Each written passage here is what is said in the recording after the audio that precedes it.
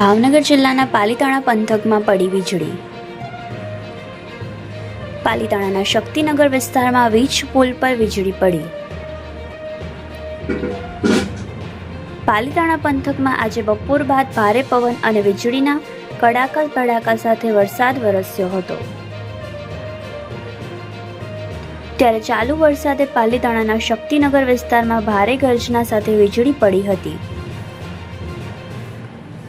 વીજળી પડતા સમગ્ર વિસ્તારની લાઇટ ગુલ થઈ ગઈ હતી।